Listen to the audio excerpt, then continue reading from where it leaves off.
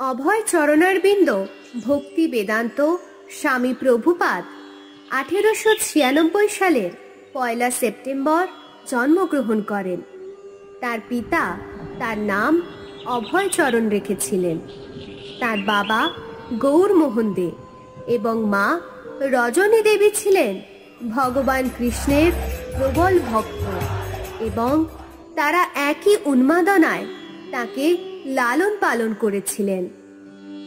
শৈশবকাল থেকেই শ্রীল প্রভুপাদ ভগবান শ্রীকৃষ্ণের প্রতি বিশুদ্ধ ভক্তির স্পষ্ট লক্ষণ দেখিয়েছিলেন। 5 বছর বয়সে তিনি এককভাবে ভগবান জগন্নাথকে মহিমান্বিত করার জন্য একটি প্রতিবেশী রথযাত্রা উৎসবের আয়োজন করেছিলেন। আমি পুরীর রথের অনুকরণে একটি রথ তৈরি করব, যেখানে জগন্নাথ দেব রথযাত্রা করবেন। কিন্তু প্রভু, তুই কি পারবি রথ তৈরি করতে? হ্যাঁ মা, আমি নিশ্চয়ই পারবো। তারপর তিনি একটি রথ নির্মাণ করেন, জগন্নাথ দেবকে রথযাত্রা করালেন। সাথে তিনি নিজে আয়োজন করেছিলেন কীর্তনের এবং প্রসাদ বিতরণের। সবাই জপ করো, সকলে বলো বলো হরে কৃষ্ণ কৃষ্ণ কৃষ্ণ হরে হরে, হরে রাম রাম রাম হরে হরে। হরে কৃষ্ণ জপ করতে করতে সারা গ্রাম রথ টানলেন প্রভুপাদ। কয়েক বছর পর, প্রভু, বিবাহের বয়স হয়ে গেছে তোমার। রাধারানীর সঙ্গে আমি তোমার বিবাহ সম্পূর্ণ করতে চাই। পিতা, আপনি যা বলবেন তাই হবে। 1918 সালে অভয় রাধারানী দেবীকে বিয়ে করেন। বিবাহের পর কয়েক মাসের মধ্যে প্রভুপাদের কলেজ জীবনের একজন বন্ধু নরেন্দ্র মল্লিক তাকে বললেন, কলকাতার ভক্তিগুরু সরস্বতী গোস্বামীর সঙ্গে দেখা করতে নিয়ে যাব তোকে। তিনি যদি অসন্তুষ্ট হন? না, হবেন না, তুই একবার চল আমার সাথে। বেশ। তারপর তিনি 1922 সালে কলকাতায় আধ্যাত্মিক গুরু শ্রীল ভক্তি সিদ্ধান্ত সরস্বতী গোস্বামীর সাথে প্রথম দেখা করতে যান। সরস্বতী গোস্বামী ছিলেন একজন বৈষ্ণব পণ্ডিত এবং শিক্ষক এবং গৌড়ীয় মঠের প্রতিষ্ঠাতা, যিনি চৈতন্যের শিক্ষাগুলিকে আস্তিকতার সর্বোচ্চ রূপ বলে মনে করতেন। গুরুজি, আপনি আমার প্রণাম গ্রহণ করুন। বসো প্রভুপাদ, আমি তোমার ভক্তি নিষ্ঠার কথা অনেক শুনেছি এবং জানি। গুরুজি, আমি এই কৃষ্ণ মন্ত্র সকলের কাছে প্রচার করতে চাই, আপনি আমায় সহায়তা করুন। প্রভু, তোমাকে ইংরেজি ভাষা বিশ্বের কাছে কৃষ্ণ চেতনা প্রচার করতে হবে সর্বপ্রথম। এর ফলে কৃষ্ণ চেতনা ছড়িয়ে পড়বে সকল মানুষের মধ্যে।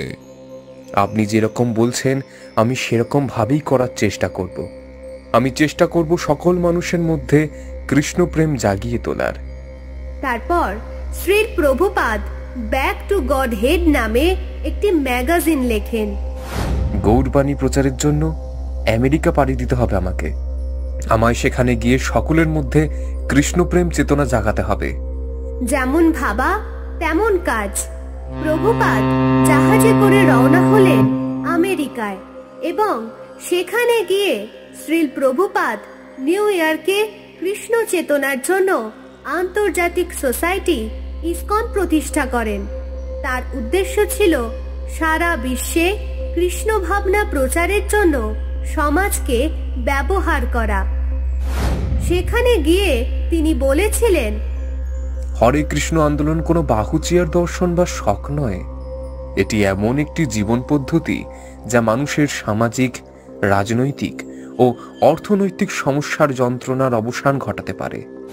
এছাড়াও তিনি তুলসী গাছের পূজা করা শুরু করেছিলেন। তুলসী গাছের পূজা করা দেখে এক শিষ্য তাকে জিজ্ঞেস করেন, হে গুরুজি, আপনি তুলসী গাছকে কেন পুজো করছেন? শোনো, বৈদিক শাস্ত্রতে উল্লেখ আছে যে যেই ব্যক্তি তুলসী দেবীর পূজা করবে সে সমস্ত পাপ থেকে মুক্তি পাবে। এছাড়াও কেউ যদি তুলসী গাছের চাষ এবং যত্ন করেন, তবে সেটি ভগবান কৃষ্ণকে আনন্দ দেয় এবং আপনি ভগবান কৃষ্ণের বিশুদ্ধ প্রেমে তুলসী দেবীর করুণা লাভ করবেন। 1967 সালে তিনি সান ফ্রান্সিসকো যান এবং সেখানে একটি ইসকন সোসাইটি শুরু করেন। এরপর তিনি চৈতন্য মহাপ্রভুর বার্তা ছড়িয়ে দিতে এবং মন্ট্রিল, বোস্টন, লন্ডন, বার্লিন এবং উত্তর আমেরিকা, ভারত ও ইউরোপের অন্যান্য শহরে নতুন কেন্দ্র খোলার জন্য সারা বিশ্বে তার শিষ্যদের পাঠান। ভারতে 3টি দুর্দান্ত মন্দির প্রাথমিকভাবে পরিকল্পনা করা হয়েছিল। বৃন্দাবন কৃষ্ণ বলরাম মন্দির তার সমস্ত আনুষঙ্গিক সুবিধা সহ, বোম্বে একটি শিক্ষা ও সাংস্কৃতিক কেন্দ্র সহ একটি মন্দির এবং মায়াপুরে বৈদিক প্ল্যানেটোরিয়াম সহ একটি বিশাল মন্দির। তিনি পাশ্চাত্যে অতিবাহিত অল্প সময়ের মধ্যে তিনি অবিচ্ছিন্নভাবে প্রচার করেছিলেন, 108টি মন্দির প্রতিষ্ঠা করেছিলেন। তার মধ্যে উল্লেখযোগ্য হল নদিয়ার মায়াপুরের ইসকন মন্দির। মায়াপুর আমার উপাসনালয়। প্রভুপাদ বিভিন্ন বই লেখার মধ্যে উল্লেখ করেছেন তার কথা, যা বাণী হিসেবে প্রচারিত হয়েছে, এবং উল্লেখযোগ্য ব্যক্তিদের চিঠিতেও তিনি নানা মত পেশন করেছেন। রমেশ্বর বাবুকে চিঠিতে প্রভুপাদ জানিয়েছিলেন, আমি এই মন্দিরের নাম দিয়েছি শ্রী মায়াপুর কেন্দ্রোদয় মন্দির। মায়াপুরের উদীয়মান চাঁদ এখন পূর্ণিমা না হওয়া পর্যন্ত এটিকে আরো বড় এবং বড় করুন, আর এই চাঁদের আলো ছড়িয়ে পড়বে সারা বিশ্বে। সারা ভারত তারা দেখতে আসবে, সারা বিশ্ব থেকে তারা আসবে।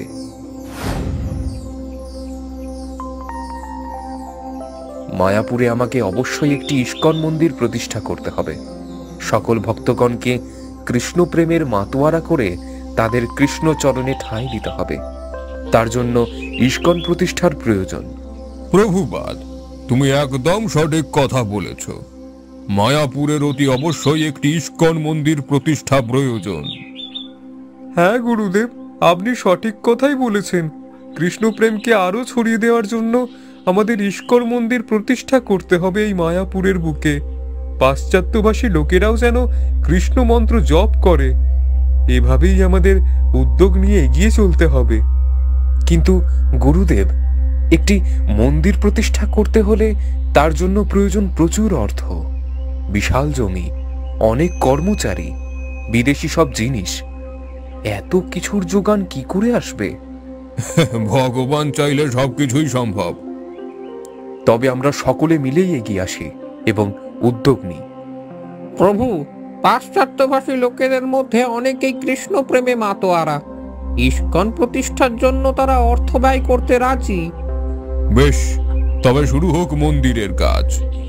অবশেষে 1971 সালে ইসকন মায়াপুরে 9 বিঘা প্লটের একটি জমির চুক্তি স্বাক্ষর হয়। যদিও বেশ কিছু জটিলতার সৃষ্টি হয়েছিল এর মধ্যে। কিছু অসাধু লোকজন বলেছিলেন, না না না না, আমরা এখানে মন্দির প্রতিষ্ঠা করতে দেব না। এখানে 2 সম্প্রদায়ের মানুষ বসবাস করেন, সর্বদা কৃষ্ণ প্রেমে মানুষ মাতবে কেন? না না না না, আমরা হতে দেব না। এতটা জমি এভাবে ভগবানের নামে আমরা ছাড়বো কি করে? না না, কি বলো সকলে? হ্যাঁ হ্যাঁ, আমরা কিছুতে এই মন্দির প্রতিষ্ঠা হতে দেব না। শোনো, ধর্ম সকলেরই আলাদা। মন্দির, মসজিদ, গির্জা সকল ধর্মের একটি পবিত্র স্থান। আমাদের এখন অবশ্যই একটি মন্দির প্রতিষ্ঠার প্রয়োজন, কৃষ্ণ চেতনা বৃদ্ধির জন্য। তোমরা আমাদের আটকাতে এসো না, তাহলে এর ফল ভালো হবে না। এভাবে বহু বাধা অতিক্রম করে মন্দিরের নির্মাণ কার্য শুরু হয়। তারপর নির্মাণটি শ্রী প্রভুপাদের কল্পনার মতো বিশাল মায়াপুর প্রকল্পের রূপ দিতে থাকে। হে শিষ্যগণ, তোমরা সকলে শোনো। আমি একটি অনুষ্ঠান আয়োজিত করতে চাই। আমি একটি কোনো প্রস্তর স্থাপন অনুষ্ঠান স্থগিত করতে চাই এই বছরের গৌর পূর্ণিমা পর্যন্ত।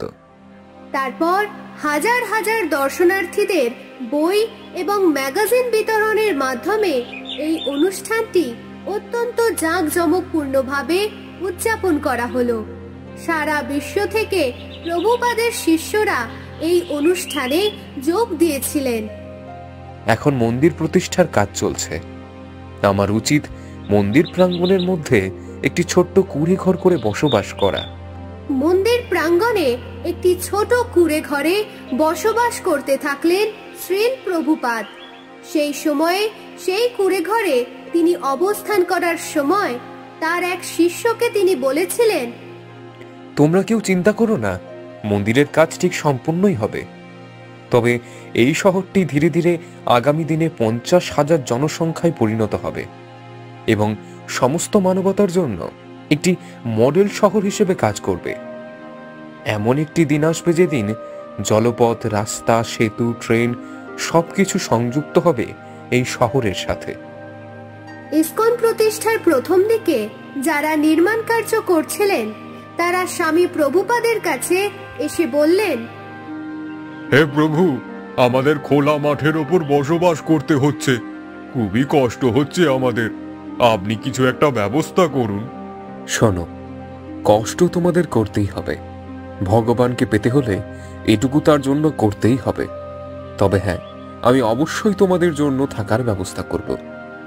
পশ্চিমা পটভূমি থেকে আগত বেশ কিছু শিষ্য তারা আনন্দের সাথে শ্রী গুরু এবং গৌরাঙ্গের সেবা হিসেবে গ্রহণ করেছিলেন সবকিছু। হে আমার শিষ্যগণ, তোমরা সকলেই কৃষ্ণপ্রেমে দীক্ষিত। আমরা এই ইস্কন মায়াপুরের কাজ শুরু করেছি, কিন্তু সর্বপ্রথম সকলের এটা জানা প্রয়োজন আমাদের উদ্দেশ্য। ইস্কন প্রতিষ্ঠায় আমাদের 7টি উদ্দেশ্য রয়েছে। সেই উদ্দেশ্যগুলো শোনো সকলে। 1.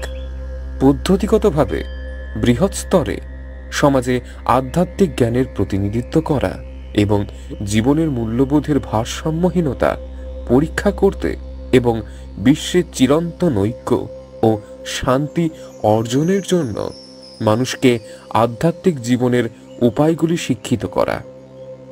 2. ভগবদ্গীতা এবং শ্রীমদ্ ভগবতে বর্ণিত কৃষ্ণ ভাবনাকে ছড়িয়ে দেওয়া। 3.